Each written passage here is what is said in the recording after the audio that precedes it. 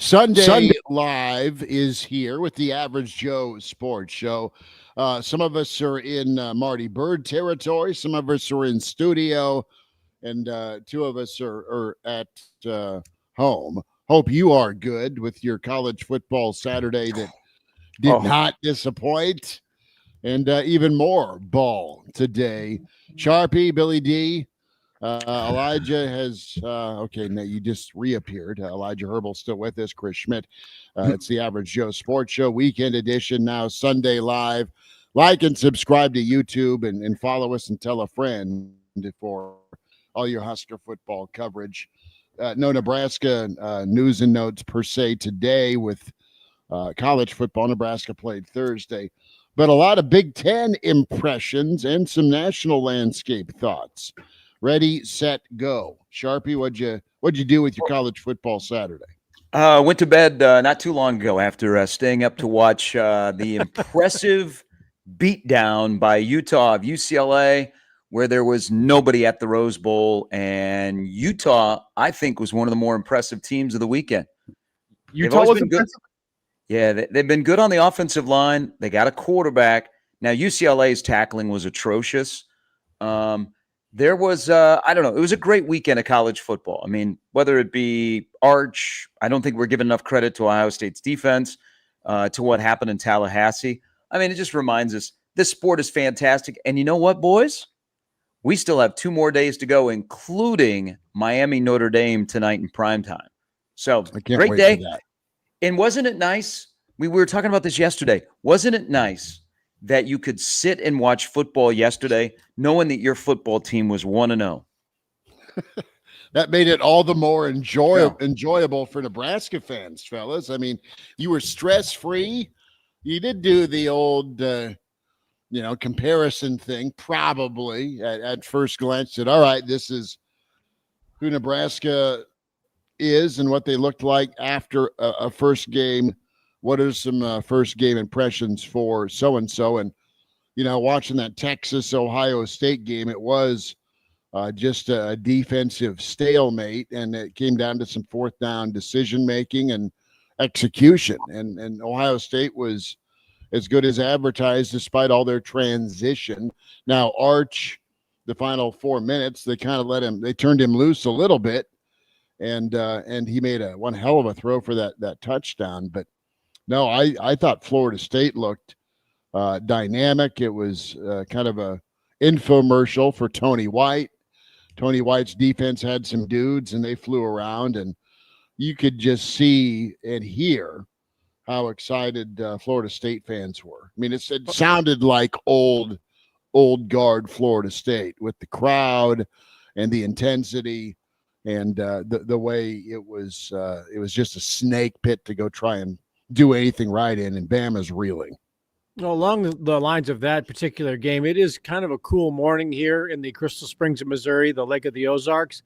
I can feel the heat from Alabama in the seat under Kalen DeBoer from here. One of the notes that was posted was that Alabama's had 6 bad losses this century, and they've been the head coach for 3 of them, and it may not get much better. We were talking, my buddies and I, earlier today. Who will have more wins at the end of the season, Nebraska or Alabama? Because they've got a rough schedule. Not that Nebraska has an easy schedule in November, but you've got Tennessee, you've got Georgia, Oklahoma looked okay. You've got Vanderbilt, who thinks you can beat Alabama now. That's not going to be and Auburn. Right now, I think Auburn probably has the week 1 front runner for the Heisman Trophy, but Alabama, it could be headed for a tailspin, and it could be a short tenure for Kalen DeBoer at Alabama, which is stunning because just 2 years ago, he's in the national championship game and the hottest coach in the country. Now he has easily the hottest seat in the country, and Mike Norvell saved his job and is probably looking at a 10-year contract extension on his desk this morning after everybody wanting to run him out of Tallahassee and not letting him back in the country after their loss in Dublin to kick off last year. So what a difference a year makes for Norvell. What a difference 2 years, 3 years makes for Kalen DeBoer. And this makes for a great college football season ahead. Well, I still think DeBoer is a good coach. He's just not a good coach for Alabama. Yep, exactly. That's the situation. So the thing that was so in that game, it shows you, they made a change at offensive coordinator, defensive coordinator. I will tell you one thing, a takeaway from yesterday, man. I think you got to have a quarterback with legs. We all want a quarterback with arms, but man, if you got a quarterback with legs like Castellanos, that is a legit dual threat guy. I think that really stresses the defense, and especially if you have an OC like Gus Malzahn that can use that and has used that kind of a quarterback in the past, things you can do to put the defense in a blender. And then you have Tony.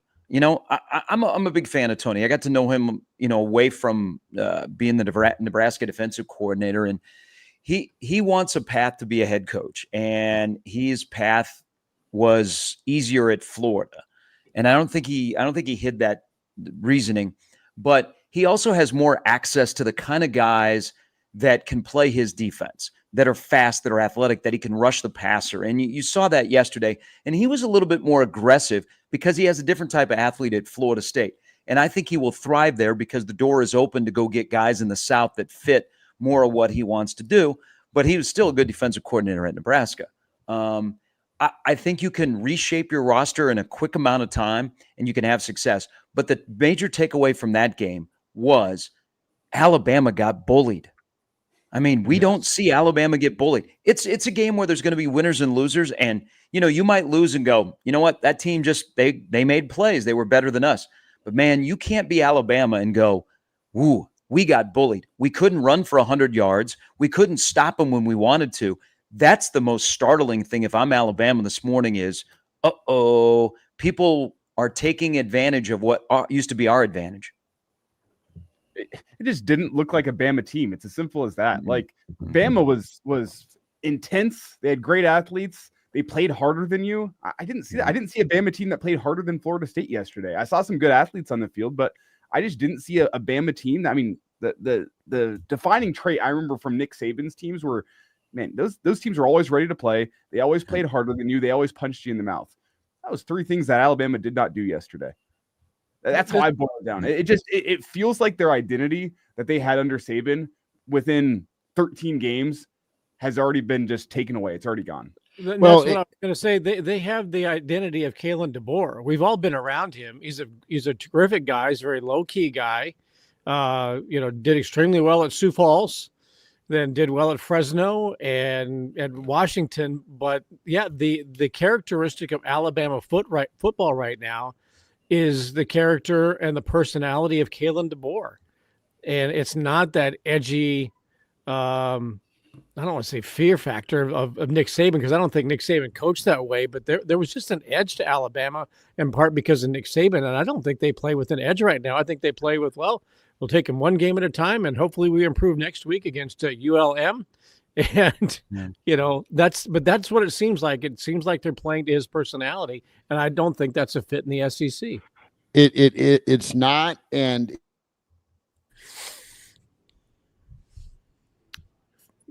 frozen in time. Oh, he's back. Okay.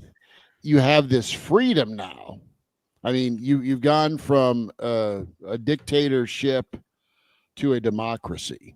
Okay, that's what the leadership is like at Alabama right now. Saban is a tyrant. He's intense, and he demanded, or he would stomp you out. He's the little guy, and I love Saban, but he's the drill sergeant dude in Full Metal Jacket all the time on with his program and his coaches. And now you have a guy that's low key. You're not going to be as intense as you need to be. And it shows up with penalties. It shows up with maybe a little bit of a wavering of confidence with Alabama right now. And after their first drive, they were a bit of a mess. They didn't quit, but Florida State Elijah, you nailed it. Florida State knew it was do or die for their program. That's the weight they put on that game. Let's also be honest. In that game, the best players for Alabama didn't play like the best players. Ryan Williams wasn't very good. Caden Proctor wasn't very good. I thought their quarterback, actually, for his first start, I thought he was fine. He did enough that you could win a game like that. But I think it's all about, there's very few teams now that have an aura where you go, uh-oh, and I know we'll keep it close to home here. I knew this watching it up close. When Nebraska was rolling in the 90s and they'd roll into a game, you'd already be down 7 to 10 points. And they would score first and they would never let you up. Last night or yesterday in that game, when Alabama drove down the field and you're like, okay, this looks like old Alabama. I mean, they're putting together a multi-play drive and they're running it right down Florida State's throats. What usually happens? Then the defense comes out and forces a 3-and-out, or they only give up 1 first down and they get the ball right back and they put it in the end zone and you're down 14-0. What happened? Good sign for Florida State. They said, not so fast, my friends. Thank you, Lee Corso. Drove down the field, tied the game at 7, and you're like, okay, game on. Florida State thinks that they can play with Alabama. And Elijah, you're right.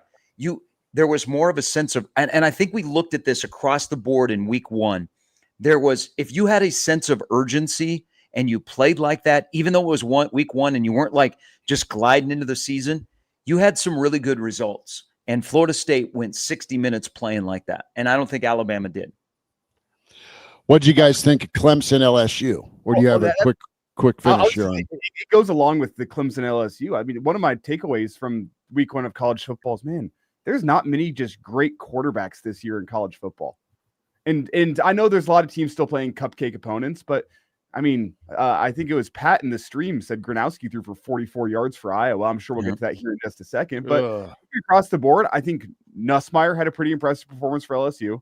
He was big. I think Williams for Washington last night. Holy cow! I'm not sure if you guys watched that Washington Colorado State game, but he looks like he's going to be a dude in the Big Ten this year. He was dual threat ability, just throwing absolute lasers out there. Their running back is fantastic as well. Jonah Coleman. Like Washington, they didn't play clean football. They let Colorado State hang around. But if they can get some of their mistakes cleaned up, if they don't turn the football over right before half because the quarterback's not looking at the center, they could be dangerous. But back to my point, there wasn't many impressive quarterbacking performances across all of college football yesterday. I thought Nussmeier for LSU did look good, though. I thought Bryce Underwood looked comfortable. Did he? I know they won by 17. I noticed they're a 3-point underdog. I thought for all the hype, I thought you could see something. There was some nice, I know you guys probably didn't dabble with Maryland very much. Maryland has a freshman quarterback. He looked comfortable. I just, you know what? Here's I'm going to make my PSA, and then I won't next week because we'll be past week 1. College football needs an exhibition game. They need a preseason game. If we're going to play these great first week games, and I love that we're playing them, I think a lot of schools would rather play them in week number 2 when they have a game under their belt. I mean, there were a lot of teams that looked like, man, they could have used a preseason game to work out some of the rough edges. But I thought quarterback play is all about reps. I don't think the 2 guys playing in the Clemson LSU game looked very good. Klubnik didn't look good. I mean, the fact that LSU blitzed him on the final 4 plays and basically said, yeah, we don't think you're going to beat us. Okay, we're just going to come get you, says a lot. And then, there were and then Arch, and I think a little bit of that had to do with a lot had to do with Ohio State's defense. But I don't know. The quarterback play was kind of disjointed across college football yesterday. People are telling me that Gronowski of Iowa had jitters. Well, he didn't look good. I don't care. I got to have jitters and pee down my leg, and I still might have a better night throwing the football than he had. So it was just a weird day for quarterbacks, like trying to judge who's the best quarterback and what they were doing week number 1. Because if you watched what Elijah mentioned, and I love Washington, they're my dark horse team, and I love Williams. Seeing him in the Sun Bowl last year, I'm like, whoa, watch out for this guy. Dampier from Utah, and maybe the best quarterback of the day, guys. And I'm a sicko, so I stayed up late to watch Cal and Oregon State. Cal's 5-star quarterback. Oh, hello. He was good. Yeah. Yeah. Can I just I thought Gronowski looked like every quarterback I've seen since Chuck Long at the University of Iowa. So I don't know what you're talking about in terms of him not looking good. 44 yards. I thought that's an average day at the office for an Iowa QB. Can we pause for just a moment and talk about the greatness of the YouTube TV quad box and the service that it provides us on a Saturday and Sunday afternoon to be able to watch the 4 games and oftentimes choose the games that you do want to watch. Now, we're not getting paid any money for that, but God dang it, that is a really cool thing to be able to have on a Saturday. Now, that said, my quarterback of the weekend, if we're going to kind of go down that route, is Jackson Arnold, and who saved Hugh Freeze and might beat Alabama at the end of the year. I'm already looking forward to that matchup. But my question is, what the hell was Oklahoma doing with him? I mean, that's the best game that he's played, and Oklahoma had an opportunity to have that guy at their quarterback position. Now, I know they've had, Dylan Gabriel in the past, but Jackson Arnold looked brilliant. I mean, he looked very comfortable in his first game with Auburn. No, and once you get away from Oklahoma at quarterback, it feels like post-Lincoln, you go do pretty good things somewhere else. Yeah, but Mateer looked really, really good last night. He was well, and that's important. I mean, he better. You know what I mean? I mean, Oklahoma's in a do or die moment as well. You let Arnold go, you better have somebody better to replace him. That's for sure. Here's the reality of college football. I mean, and you're right about an exhibition game, but you get nine physical practices to prepare you for 12 games. And you have the bowl practices, you have your spring game.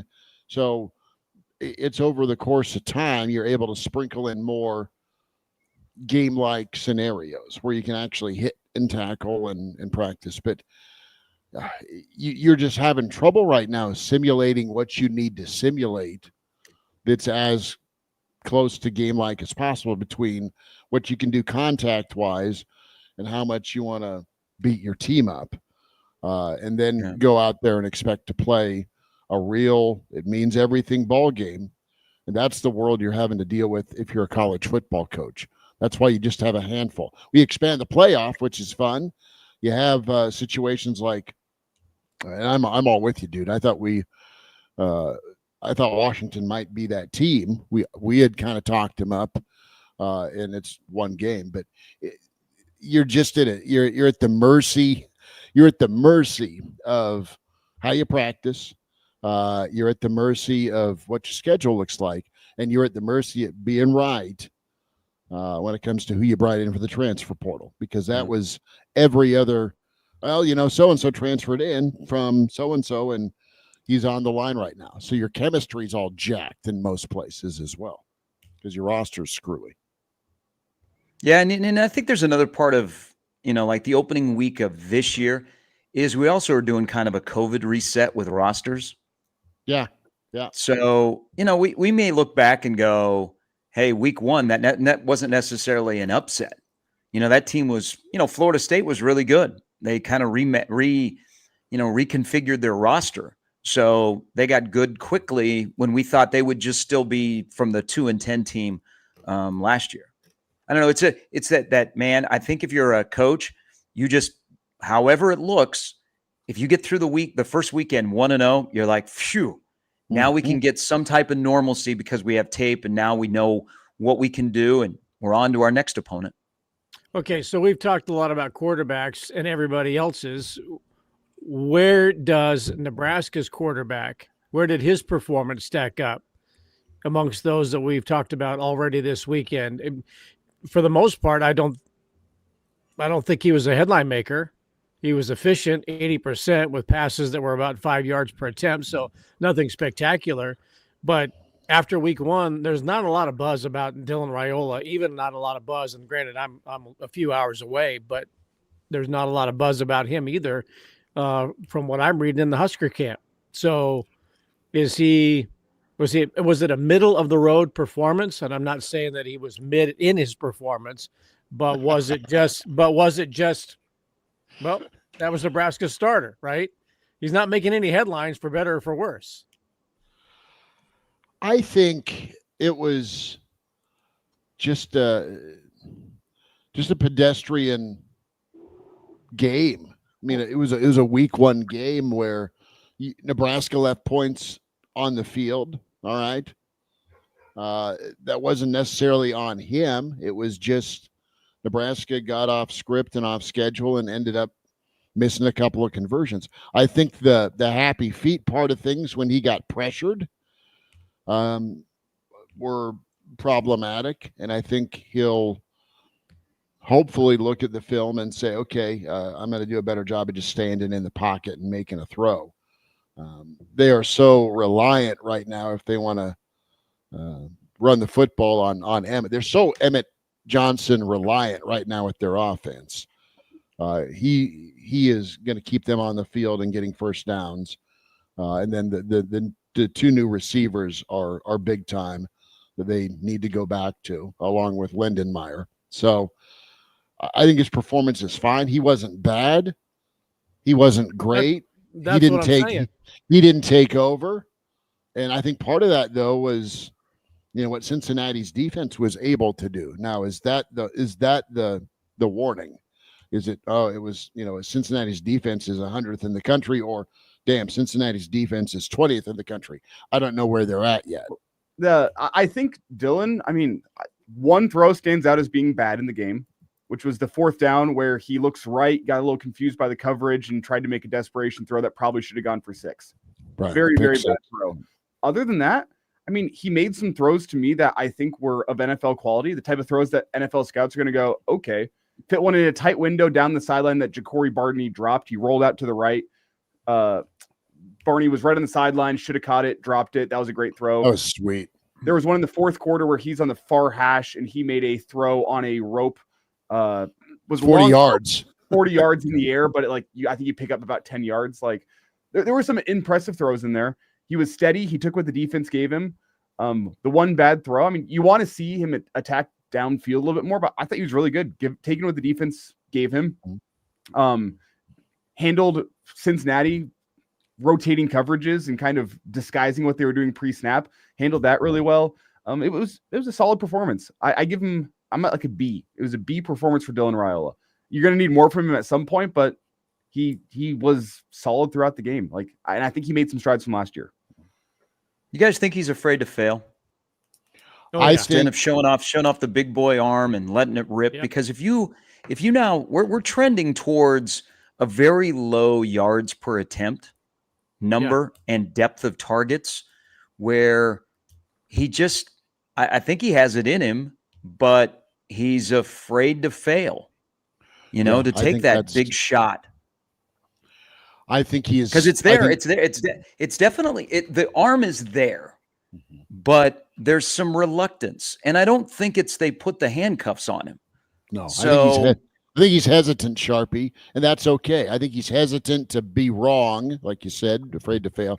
He's hesitant to be wrong, and then be the reason this team screws up. I think there's still that pressure on his shoulders. Well, I think that's why I've said for a while, Nebraska will not make a stride offensively if the quarterback is still the main focal point. The foundation of Nebraska making strides on offense is the 5 guys that are in front of that quarterback. Now, they all have to work in unison, but this offense for the longest time, and it's different, the quarterback isn't running as much, has been so focal on the quarterback. And if the quarterback's having a bad day, we're having a bad day. At some point, maybe we're in the middle of that transition where, we have these great quarterbacks that are on the way. And I like the current quarterback. I like their future quarterback. But the quarterback doesn't make the world go round. He's part of the person that's spinning the dial. Yeah. And it's the 5 guys up front that are our foundation that either lead to optimism or pessimism. And that's kind of a work in progress. I will say this, though, one quick thing. We didn't get to this yesterday. I liked Hunter and Key. I really like Cortez Mills. He only had 6 snaps. I think Cortez Mills is going to be a really good football player at Nebraska. And I can't wait over the next couple of weeks to see what his usage is like, because he's going to be a dude. Yeah, these next 2 games are going to be the exhibition games you were wanting to see back before the season began, right? They better be anyway. He had 6 targets. Just him, for example, he had 6 targets. Carter Nelson 5 snaps total.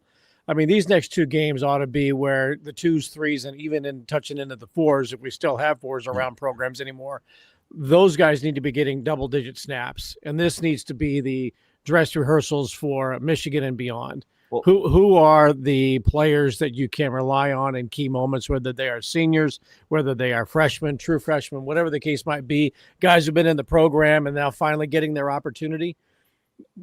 Akron and Houston Christian are absolutely those exhibition games to find out who can play the big boy kind of football that Nebraska needs them to play when they get into the Big Ten season. So Cortez Mills, you would hope, would be in there for 10, 12 snaps and have 5 targets. Quinn Clark, Keelan Smith, and we're talking about the passing game. I would love to see Carter Nelson out there more. I mean, that shocked me when I was told that 5 snaps. That's amazing that's all he got.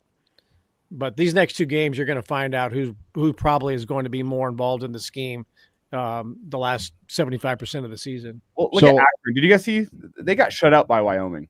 Yeah. They lost 10-0. And the fact holding Wyoming to 10 points. It's a hell of a game for Akron. Maybe that's a step forward, but they got no offense. But let me ask you this. So we all know what is ahead for Nebraska.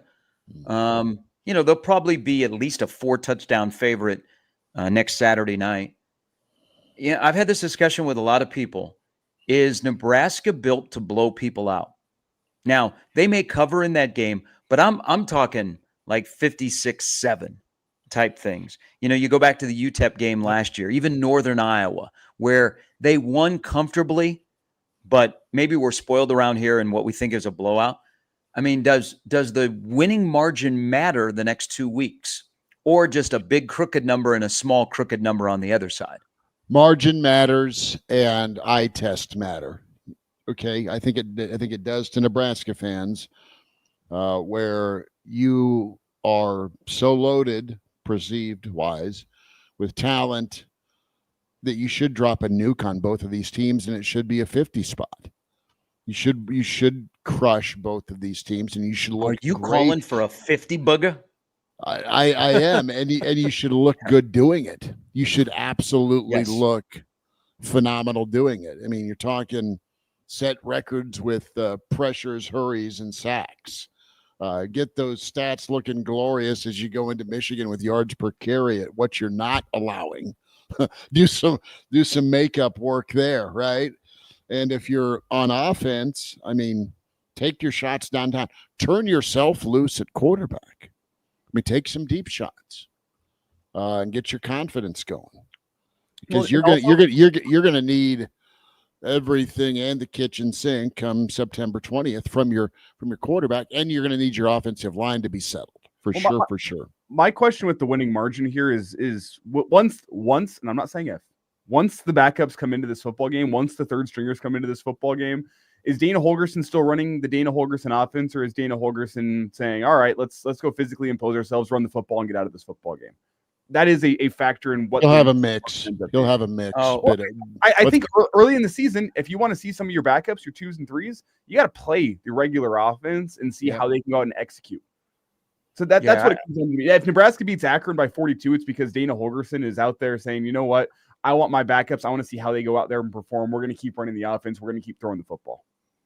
Well, I don't think you change until the very end, because ideally this would be a good 2-week run to see what Latif can do.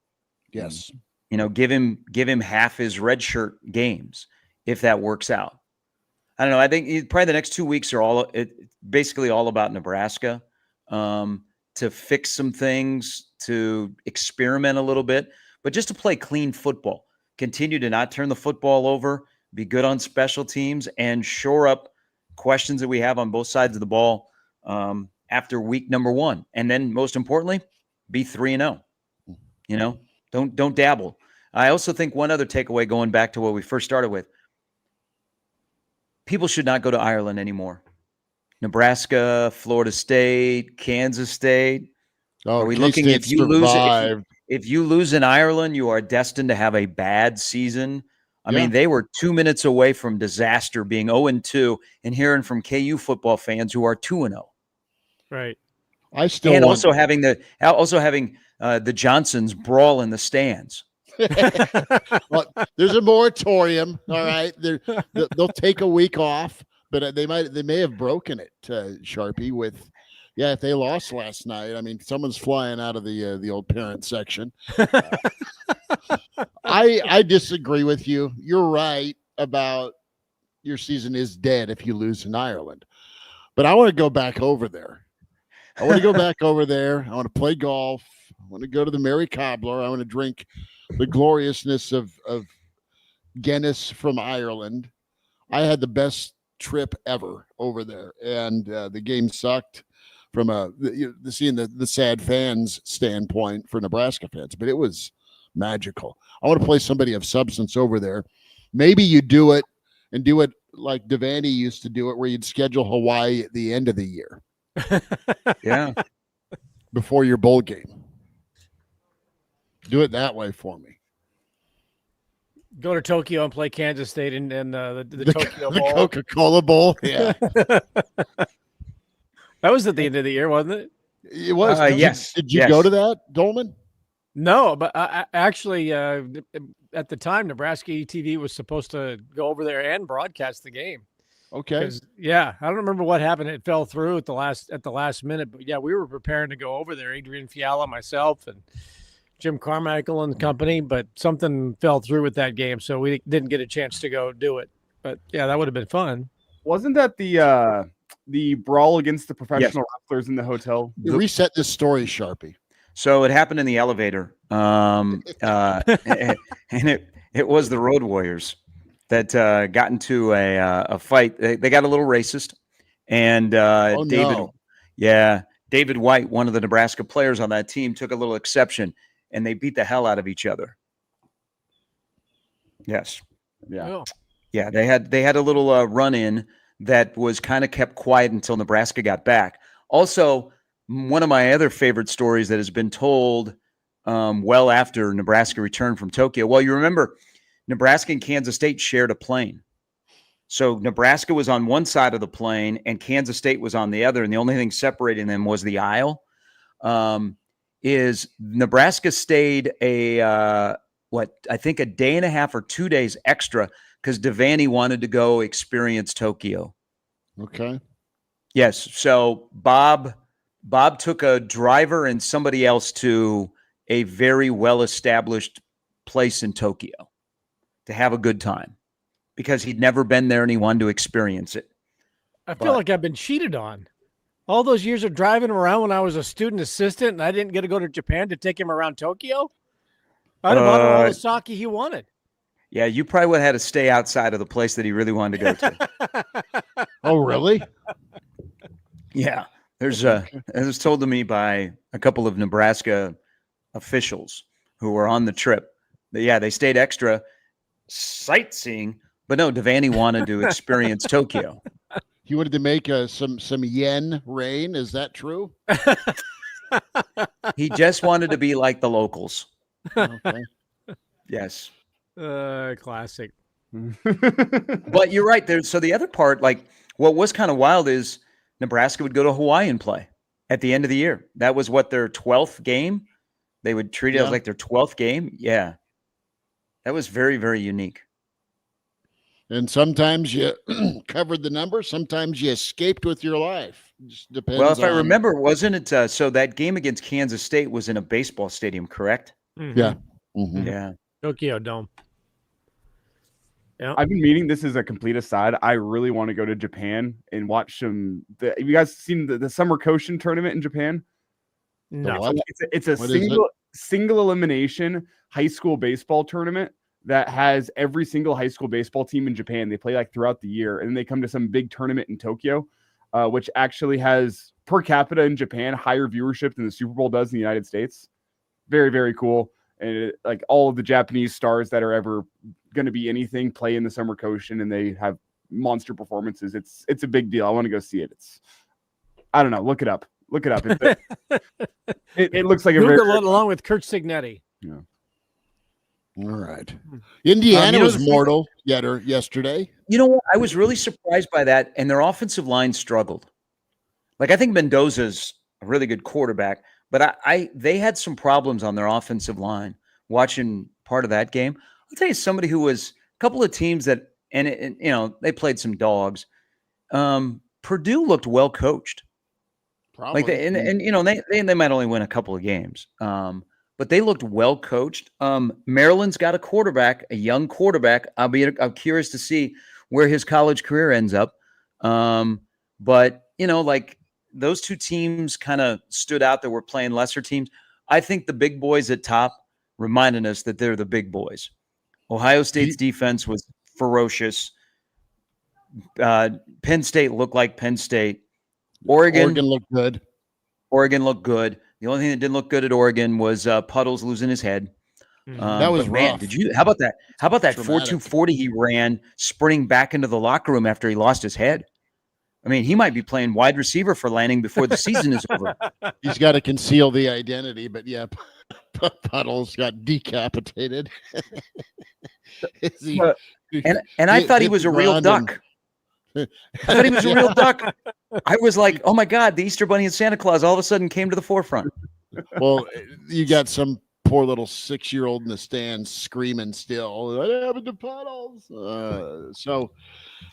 Real quick question. If we're going to reconfigure, or do we reconfigure any week one knee-jerk reactions here with Big Ten power rankings? Well, I was going to say, if there's Doesn't Washington shoot up? Well, if there's any recalibration I've had, this is from a national sense. I thought Stanford was potentially going to be the worst team in America. No, it might be Northwestern. Northwestern looked horrible against Tulane. Well, and they also gave Tulane all kinds of motivation because Tulane wanted to honor, the 20-year 20th anniversary. I always think use the word anniversary, but 20 years since Katrina. And Northwestern said, we're going to bring our whites, and because they've been practicing. Teams will practice in the color of the jersey that they're going to wear on Saturday. And so for whatever reason, Northwestern did not honor that request by the home team. And Sumrall, the head coach, John Sumrall is at Tulane, said, okay, well, thanks for the motivation. And oftentimes I don't think motivation plays a huge role in games for 60 minutes, but apparently that one did. And Retzlaff, who got run out of BYU, found himself in New Orleans where he can do whatever it is that he wants to go do. Had himself a great game, and that's a bad start for Northwestern, and a bad look for Northwestern as well, given what the Green Wave wanted to do and the solemnity of the occasion. Yeah, I guess they made the request on the 17th of August, so plenty of time, 2 weeks out, to make this switch. Terrible look for Northwestern on and off the field, and I think if you're Northwestern, you got an interesting. David Braun took over for Pat Fitzgerald. They had a nice year his first year. Last year they were bad. They brought in Preston Stone from SMU. He was. I don't care what jersey Tulane was wearing yesterday. He was thrown to the wrong jersey. They moved back into their stadium next year. I mean, I don't know if it resonates, but Northwestern football. Hey, do you make a change? I mean, what are you doing? But that's embarrassing for the Big Ten. To have that and have a coach take a swipe at you over something that was 20 years ago that devastated that community that they wanted to pay tribute to, and they made a request well in advance, and you said, "Nah, we're good." I mean, that's a bad look for the Big Ten. Nebraska is playing a home game in Nashville. Do you guys have the Nebraska to Kentucky volleyball match on from downtown Nashville? I will pull it up right now. I know our dear friend Brandon Vogel's on site. Yeah, there's the red is in full effect again. They're up 4-3. They just started in the first set. The black shorts are in full display today. Okay. Yeah, I've got it pulled up now. You got Andy Jackson serving, and how about we're talking about the schedule, and you need preseason unless you're Husker volleyball, because you just take on top 10 teams multiple times a weekend and perform well. Unless one of the opponents is Lipscomb, and yeah, come on. I mean that there's your exhibition match right there again. But that might have been the middle name of Eckler's Piranhas. Piranhas. He named it after the Caddyshack character. Yeah, for three of us on this panel that enjoyed football in the 90s and that run, Nebraska volleyball is beginning that type with they are. what they currently have. And if you project out the roster, they have a chance here to have a hell of a run. I mean, 2 straight years they've been on the cusp of winning a national championship. But they were a juggernaut. And I mean, they played 14 different players against Lipscomb the other night. And you could say that the back half of the roster would be probably ranked in the top 10 of college volleyball. Yep. And one of the things with Nebraska volleyball, not only are they talented, they are the national brand of like there are. Yep. I'm sure there are Husker fans that are supporting Nebraska at that match that have no other ties to Nebraska, don't give a damn about the football team, basketball, anything like that. They just see Husker volleyball. Maybe it's on social media. Maybe it's from Volleyball Day in Nebraska, which was huge for Nebraska volleyball's brand nationally. Nebraska volleyball has fans that it's just, you're a volleyball fan. Nebraska is the national brand of college volleyball. I mean, they are all set just because of the attention that they get on a national sense to be great for years to come. I mean, there's no reason to think that train's going to stop rolling. Wasn't there some stat that was put out that the 10 most marketable volleyball players for NIL dollars and advertising and all those kinds of things, that of the top 10, Nebraska was the top 8. The Huskers had the top 8 spots, and Maggie Mendelson, who transferred from Nebraska to Penn State, was like number 9. Yeah. Well, so it's the biggest brand in the world. The biggest volleyball brand in the world. No question. You know what kind of like just popped into everybody's feed yesterday, and it seemed like it was much longer, but it has such a lasting impact. The outdoor match at Memorial Stadium was only 2 years ago yesterday. Yeah, and now you see, like, for example, the Millard schools played at Buell last week outdoors. Vanderbilt volleyball, they played an outdoor match the other day. I mean, it's a lasting impact, and they have the new Livy Dunn, but she's better at her sport in Harper Murray. Mm-hmm. Somebody who is going to, she has a presence and she has a power with her voice and her actions, but she's a better at her sport than Livy Dunn was in gymnastics. And by the way, they're up 9-6 now against number 7 Kentucky. They've just put a run together defensively, offensively. I mean, they're poetry to watch. Let me go ahead. I'll say I said this, I'm not sure if it was last week or 2 weeks ago, but the volleyball Final Fours in Kansas City, you can just comfortably book your tickets there, get your hotel room. You can, I think you can pretty comfortably say they're going to be there. You plan ahead. It's mid-December. Get your hotel room now. Hey, 2.5 months, state of Missouri. Get the construction done, okay? There won't be as many fans that'll be driving down, but that's the last thing we need. Let me go back to Thursday night, because watching yesterday, and there was a lot of bad tackling. There was penalties. There were turnovers. There were bad special teams.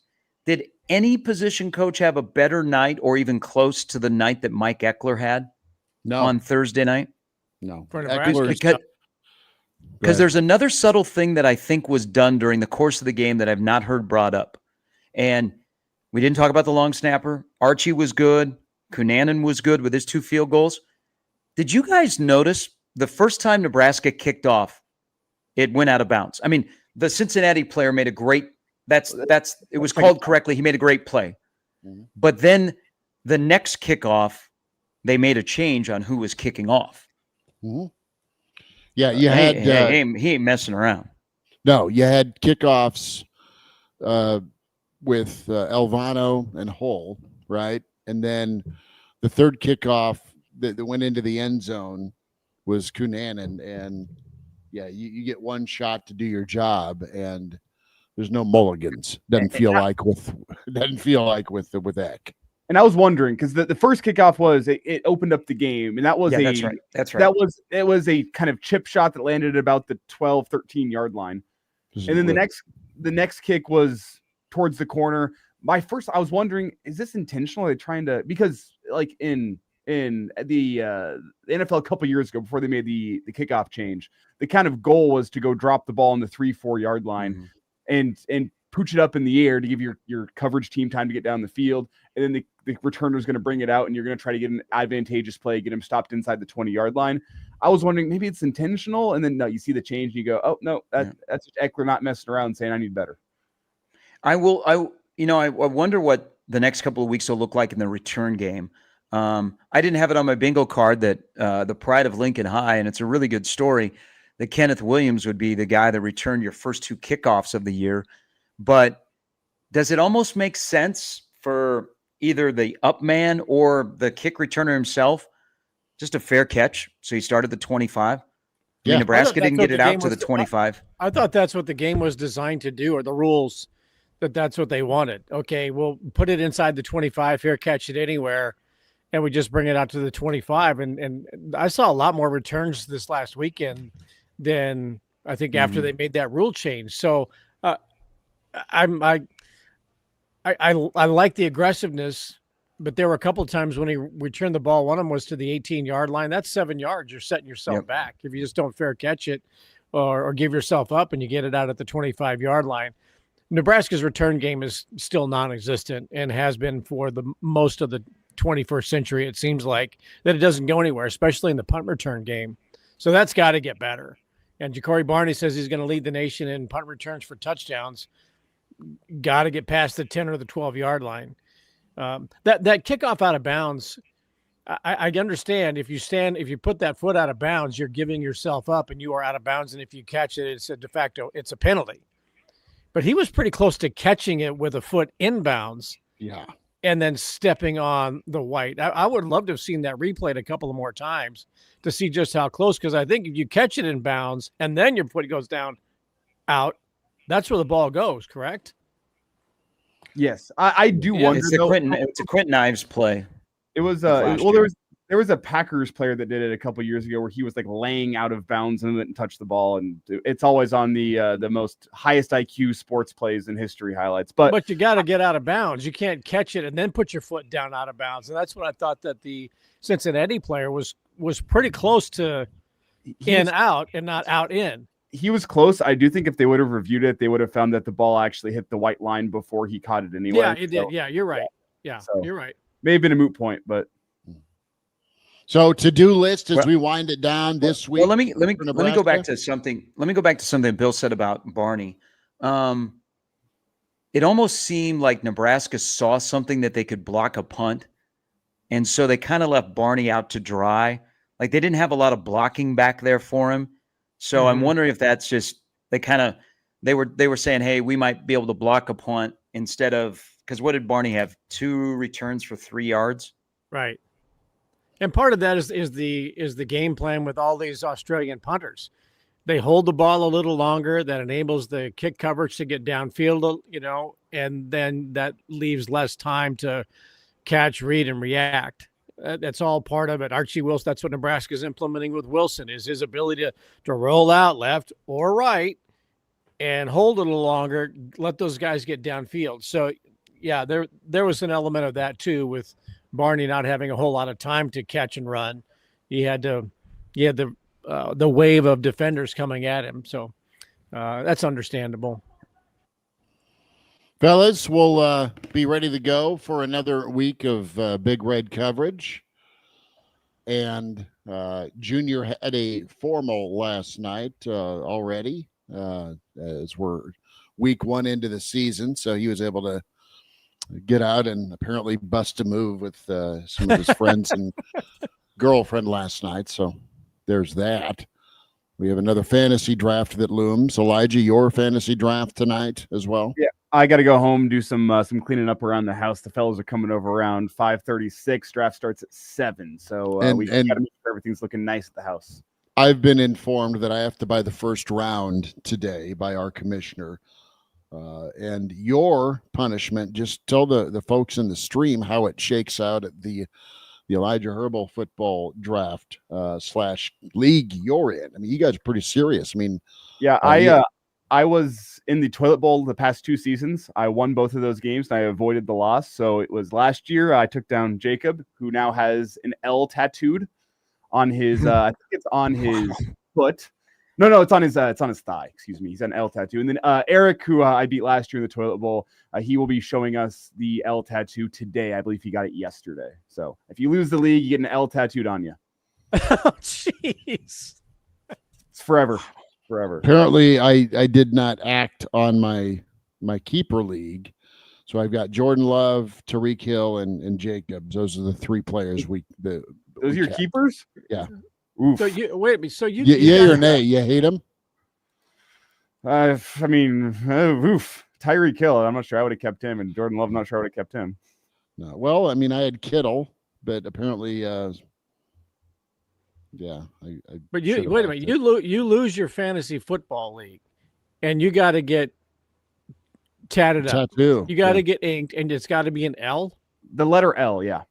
Can you pick the font? You can pick the font. If I were to lose, I would get the letter L with the year on it as well. So if I ever lose the league again, I don't have to get another L. I just have to add a year to it. But yeah, that is the rule we have implemented. Wow.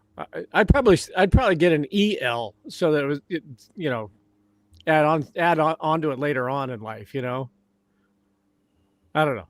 El hombre. You just don't want a string of L's, Elijah. Well, yeah, we've been doing this league for so long that I don't think it's ever going away. So you might as well just have a nice story to tell someday. Our league started in '92, and my first draft pick ever when I was in junior high was Tom Rathman. and I told Tom Rathman that, and he's like, "Well, hell yeah!" So it's pretty good. Sharpie's like, "All right, enough fantasy talk." No, I got mine out of the way last week. Okay. So, but I know like a lot of people will be doing their fantasy football drafts during the Miami Notre Dame game. Okay. Doleman, are you in one, dude? Yeah, I'm in one at the with some work colleagues, shall we say. I don't want to, give it away. But yeah, it was a little challenging the other night trying to pick online. We didn't get together, all that. The best part's the draft, getting together and hanging out and shoulder slugging how dumb some of these picks were. When you do it online, you miss out on that aspect of it. Junior is my GM, and he has been my GM for 5 or 6 years. So that is a family tradition. It's all good. Eric, can I just tell you this? In the next couple of years, I will not be selecting Arch Manning with my first pick in whatever draft I happen to be in. All right. Maybe as a backup, but not as a first rounder. So there you go. Well, if we're talking fantasy here, let's look at Nebraska's offense. Based on what you saw in the first game, everyone gets well. Let's take Raiola off the board. Emmett Johnson's kind of the obvious answer, but are there any guys like sleeper fantasy picks that you think might be valuable in the grand scheme of college football? Lindenmeyer. Yeah, Lindenmeyer for sure. Ooh, that's a good pick. It's a good pick. I'm looking at Emmett Johnson. I think is going to just have so many carries this year. But how about an Isaiah Hunter? Brody agrees. Upon rewatching a couple times, and now I've finished my third watch of this Husker football game. Mark Jones was by ESPN's broadcast was terrible. Yeah. Mark Jones was really, really bad. Mute that. Well, they're still talking about how they think that Vincent Shaver's hit was an incomplete pass, which is I don't see how on the. So let's touch on this real quick. We were all of us were at the game, so we don't have access to, because what they showed on the TV monitor was what they were showing on the video boards. Going